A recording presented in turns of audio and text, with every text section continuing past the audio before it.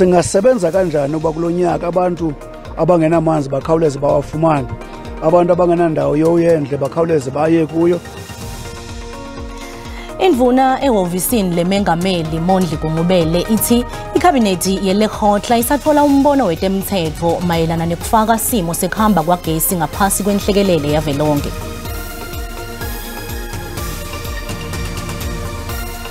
Takhamuti taseBiji dute nasemthatha eMpumalanga Kapa tiphindze tangenelwa ngemandi endlini ngemuva kwalesinye isigameko sebugebengu lobuhamba neludlame lesithethe imiphefemulo lelishumi. Kwaba kuhle kuphindze ngihlanganyele nawe tindzabeni telulwimi lesiswati la ku SABC 1 lishonile mbukeli. Ngiphindze ngivusele nakubabukeli bethu labathamele tona tindzaba ngale ku DTT. Kanti ke khumbula ukuthi letindzaba tiyatholakala ku YouTube ngekuthi SABC Tindzaba. SABC News itlile go tlhoma semmuso kana le entshwa ya dikgang ka 2023. DTT izokuhlinzeka ngazo zonke izindaba ihora nehora En rechtstreeks verrigtinge vanaf die parlement in jou taal uitsaai. Indaba za SABC ilizwi lakho zizimele azimamkhethe.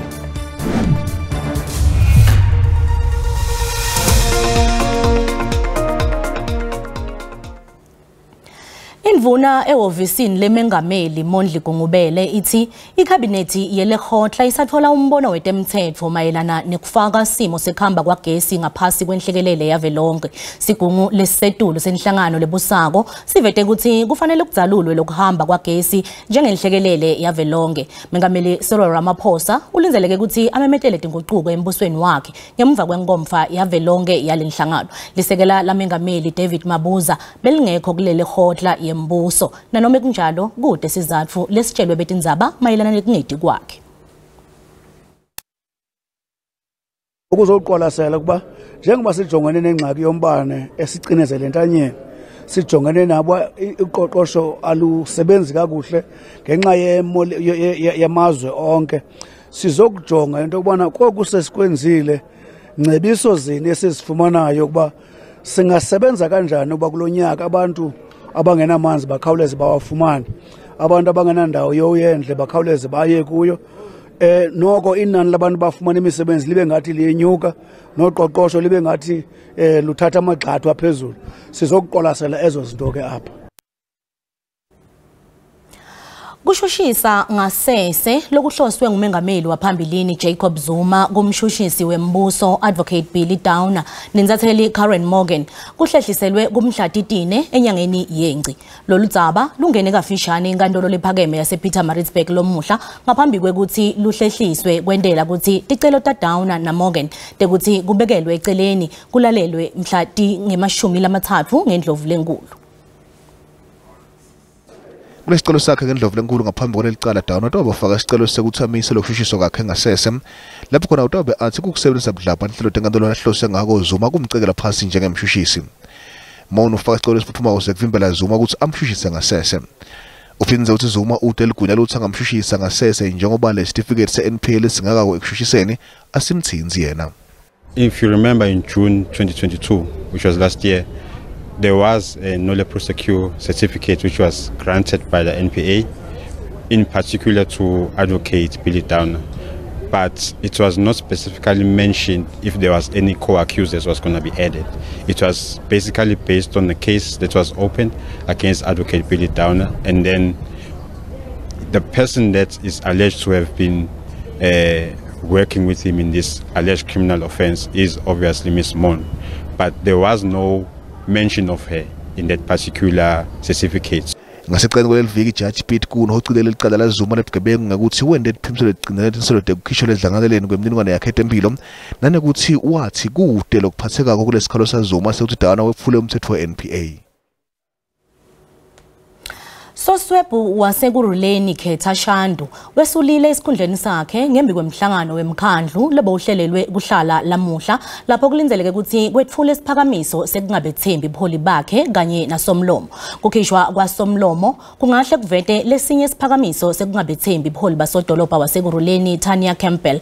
Kanti kulindeleke ukuthi ANC neEFF ivote ndzawonye kude kucekiswe umthetho lovimbela sibalo sesiphakamiso tekungamethembi ngesikhathi lesibekiwe. Ekuqaleni kweliviki inkantolo lephakeme imise umhlangano wemkhandlu lobekade ubanjwe esikhulu lesisedulu selidolobha.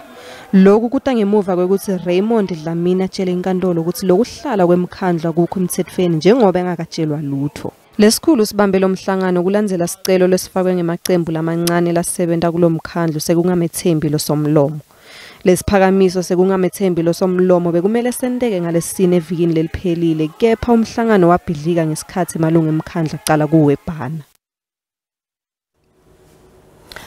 Kubukeka kunebulukhuni ekusebenzisaneni kwabosopolitiki bemaqembu lehlukahlukene kubomasipala bakuleli lebe baholwa ngekubambisana. Kubuka kabandi lesimo estudio sivakashele ngumzwandile Mbeje longumhleli wetepolitiki SABC. Sikubingelele Mbeje sikwamukele Tindzabeni tesiSwati ku SABC 1. Sikwemukele Rebecca nababukeli. Kusichazela kabandi Mbeje yini lesingayilinzela kubomasipala kuya embili njengoba kuyabonakala ukuthi kwangazuthi lapho kubuswa khona ngekubambisana kwangazuthi akhambi kahle akusebenzeki kahle yini nje longasichazela yona ukuthi imbangela yini. Wona uma ngabe uzobheka into eyenzekile emavikini ambalwa ayena semavikini ensukwini ezimbalwa ngesikhathi imishado ihlakazeka imishado leyo kubambisana kwezepolitiki kuyacaca ukuthi kusekuningi kusazoqhubeka uqeda nje manje kufunda indaba yokuthi lapha ekuruleni kungenzeka phinde sibone futhi ungamethembi umeya wakhona kwenzeka into edala lokho ukuthi awukho umthetho eNingizimu Afrika ophoqelela amaqembu ukuthi lawo aqoke ukuthi sebenze ndawonye ukuthi engehlukani ingakho ke ngamaviki alandelayo sizobona kuba nenguquko kwaZulu Natal uzokhumbula phela iIFP neEFF umshado uphelile uzokhumbula ukuthi ikakhulukazi la eGoli iEFF ibiyaye ivotele iDA yebo umshado ubungekhona kodwa ke ibiyaye ivotele ingakho ubunomeya beDA manje iEFF sithi hayi sesikhathele yini uyabona ukuthi sekukhona ukusebenzisana okuthize neANC ingakho ke mhlambe ngezinsuku ezilandelayo uzobona futhi kuphinda kuba nezimeya ezikhishwayo ngena ezinje lena ke into ebhekene nomasipala basemakhaya njengoba nje ungekho umthetho ophoqa ukuthi besebenzisane mabeke bavumelana hayi kusazoba nzima impela. Mzwandile ngekubuka kakho lokubusa ngekubambisana akucishe yini kufana nelihlelo le-floor crossing. Akusiyo i-floor crossing ngoba i-floor crossing umuntu usuke eselahla iqembu lakhe eya kwelinye iqembu la uthola ukuthi amaqembu amabili angene ekubambisaneni ezwana kodwa kwathi kuqhutshekwa kwaba nokungaboni ngesolinye omunye wayesethi ukhumbule phela ukuthi njoba usembusweni nje usembusweni ngami empeleni laba abahleli lapha uma ngabe ngahlangana nabo futhi sebengithembisa ukuthize ngizovela ngikushiye kanje yiyo ke into eyenzekayo yini Rebecca okwenza ukuthi kube lula ukuthi leyo nto yenzeka ingoba awukho umthetho olawula ukuthi mangabe seningene ku-coalition kube kubambisana kufuneka nisebenze mhlawumbe isikhathi singakanani ngiyacabanga ukuthi njengoba lolu daba ngempela liqala kuphazamisa abantu baseNingizimu Afrika bazoqala ukulibhekisisa awucabange nje lento mangathiwa yenzeka ezingeni likazwelonke kusho ukuthi singaba nomongameli inyanga nenyanga umongameli omusha inyanga nenyanga uma ngane iqembu elingatholakala ukuthi alowini ngokwanele. Uma sibuka nje isimo sekubanjwa kwemihlangano leyadiwa ngelehotla kuqale kwaba ngilowo weANC manje sengilowa hulumende lapho lofaka ikhathi Tindzaba tembuso nemengameli nalabo labathinzekako ngabe ke lokhu kuyindlela thide yini ekusombulula inkinga lebukene nato leli ikakhulu kaTindzaba yeEskom. Uzokhumbula phela ukuthi njengamanje sinobuholi obusha beANC obukhethwe ngenyanga edlule ngoDisemba lobu buholi ke bunike igunya lokuthi kube nezinto ezithize elizilandelayo njengamanje Rebecca into eyinkinga kakhulu eNingizimu Afrika indaba yokungabikho kagesi yebo indaba yokungabikho komsebenzi nokunye kuyinkinga uma njengoba lemhlangano ihlangana nje iNEC yeANC kumele isho ukuthi njengoba unyaka uqala yini efuneke yenziwe ugesi phambili njengoba ubengicabanga ukuthi mhlawumbe khona okusho into ezokwenzeka ke ukuthi njengoba phela iANC isikhulumile njengeqembu ukuthi uhulumeni ke manje naye sekufuneka ehlangane enqume ukuthi uzokwenzani kodwa sizokwazi inqumo ezothathwa uhulumeni uma umongameli esithula inkulumo yakhe esizweni ngeviki elizayo namhlanje ngeviki elizayo mangabe sethula i-State of the Nation address. Ngembi nje ukuthi sigoqe Mzwandile naku ke indzaba yekuswelakala kwemandla agesi kuthiwa ke kudzingeka ukuthi idzalule njengenhlekelele ingabe lokho akusiwe indlela yeliqembu lelibusako ukuthi ititfolele amavoti nje angizukusho njalo kodwa mhlambe into ebalekile ukuthi njengoba sekusele isikhathi sizinyanga ezu16 ukuthi kuwe okhethweni abantu baseningizimu Afrika bazohlala beneinsolo kodwa into ebalekile ngicabanga ukuthi wonke umuntu ufuna iphele indaba yokuthi kuphele ukucisha kagesi uma kuukuthi ke kuzodinga ukuthi kukhishwe izimali ezizokhishwa ngesivinini ngenxa yokuthi kuzoba nesimo senhlekelele ngicabanga ukuthi abantu baseningizimu Afrika bazokemukela lokho kodwa ke into abangayithandi ukuthi ke phuma lezo mali bese kuba khona abayithathela khona beyifakele ezikhwameni. Mzwandile sibonga kakhulu isikhathi sakho. Sibonga kakhulu. Kanti ke etakhamuti taseBiji futhi naseMthatha eMpumalanga Kapa tiphinze tangenelwa ngemandi endlini ngemuva kwalesinye isigameko sebugebengu lobuhamba neludlame lesithetha imiphefumulo lelishumi. Labantu badvujulwe ngebusuku bunye bonke. Kanti bantu labasha labasikhombisa badujulwe babulawa eQunu kanti ke emalunga lamathathu emndeni Thidwe badujulwe babulawa emangweni waseThanzeka. Akukapheli inyanga letinzatfu kuwo lo mmango kubulewe emalunga emndeni wakamgcada. Silapha kwilali yaseQunu apho kusweleke abantu abasixhenxe abantu abatsha ekuvakala ukuba baphakathi kweminyaka engama-20 ukuya kwengama-30 siyeva ke kananjalo ukuba baswele badutyulwe ebusuku ubusibuvukayo akwaziwa ke ukuba kwenzeke ntoni kodwa ke siyeva ukuba ngamadoda amane nabasetyhini abathathu. Sizawuva ke ngoku kwinkosi yalapha unkosi uBovulengwe Mthirhara yena okhokhele kule nqila yasematyeni enqina. Inkosi uBovulengwe kwenzeke ntoni kanye kanye? Umama walapha kwaMdingane eBathenjini uthi ebusuku zinzulwini phambi bakubethu 12 uve izithonga zempu kangakwazi uphuma njengomuntu omdala oqikelelwa pha kumnyama ngaShumasibhozo. Wavuka ekuseni wawukroba endlini yomzukulwana wakhe wafika abantu abaqikelelwa kwisixhenxe bepakishene wahamba waya kubhodi welali ongumama wawuripota kwabizwa abantu ke kwabiza amapolisa nje bangaba ubona nje. Xa unisiva uBovulengwe yintoni kanye unobangela? Unobangela walento ziziyobisi balwa ngokuthengisa iziyobisi balwa ngamaxabiso eziyobisi. Uthetha Bhovulengwe ngathi unolwazi oluthe gabalala ingaba mhlamba amapolisa anolwazi ngezi ziyobisi zithengiswa apha? Iyaziwa ibizo ethengisa iziyobisi nabantu abathengisa iziyobisi bayaziwa bayabanjwa ngamapolisa bakhutshwe kujustice babanjwe ngamapolisa bakhutshwe kujustice. Nirhalela uba kuthini ke ngoba naku ngoku siswelekelwa ngabantwana abasebatsha abasixhenxe bonke? Ukuze umphathiswa ngahle senyuka Nkosi uBovulengwe Mthirhara inkosi yalapha ematyeni enqina apho kusweleke abantu abasixhenxe bonke bebulawa ngobusuku obunye kukho kubo abasetyhini abathathu namadoda amane. Sivile ke kambe ukuba balishuma abantu ababuleweyo kulo mmandla waseBhityi uwodwa ngoba last night iphezolo njalo khona abanye abathathu ababuleweyo kulalali yaseThanzeka. Uyakhumbula futhi uba kwapha eThanzeka kulo nyaka uphele bekubulewe abantu abayi7 bebulawa nabo kubusuku obunye. Masibuyisele intambo kuni kwigumbi lendaba. Sihlahliselwe kumhlati li-15 kulenyanga enkantolo yamanji ethembisa sicelo sebheyili semsolo waseMozambiki longungqondvo ekuthunjweni kwebantu. Imbangela yalokuhlehliswa kwaloludzaba kuve kucisha kwagesi ngenhloso yekumonga. Ishmael Nangi uboshwe ngasekuqaleni kwalenyanga endzaweni yakanokusho eCenturion ePitoli. Kulokuboshwa kwakhe amaphoyisa atfola sibhamu lesincane lesisemthethweni tinhlavu talesibhamu letilishumi emakhadi emabhange lahlukene akuleli kanye nemasim card lahlukene akuleli newaseMozambiki.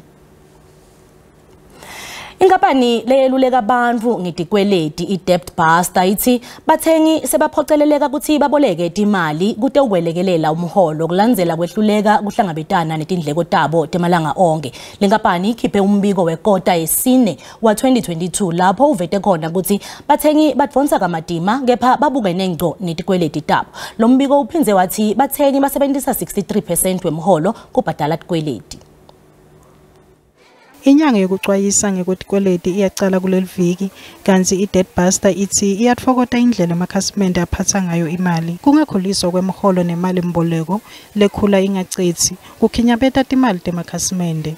Emakhasimende lamanyenti atitfola asaboleke timali kute ulekelela imiholo yawo. What we've seen is the absolute resilience of the South African consumer in sort of wanting to deal with their debt. So we see about 53% increase in terms of inquiries made about debt counseling, about 130% increase in terms of consumers signing up to online debt management tools. 96% wemakhasimende lafuna kwelulekwa ngekwetikweleti asuke anenkinga yemali layiboleke ngekwayo. Ganzi tikweleti letingakavikeleki tikhule nga-31% uma kuchathaniswa nakule minyaka leyingcile. It's going to be really difficult for consumers to be able to service everything that they need to service from a debt perspective.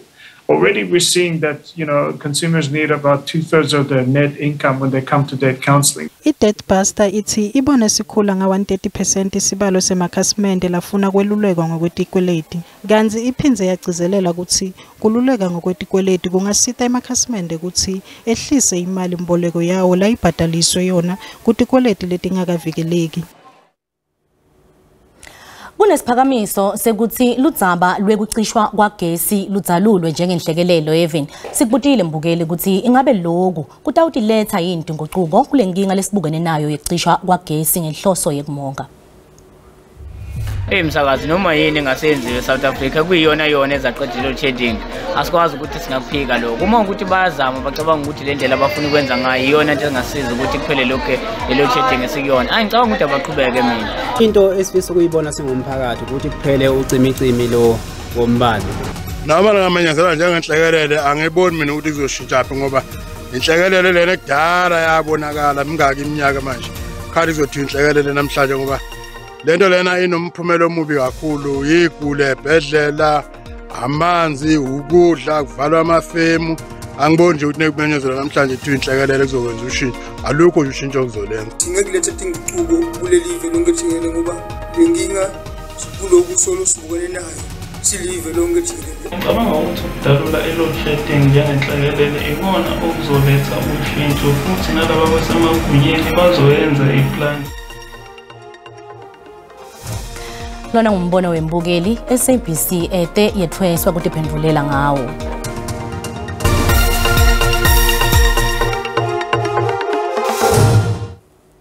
Nasivakashele timakethe tetimali sitfola ukuthi lirandi lehlile nalicathaniswa netimali takulamanye emave.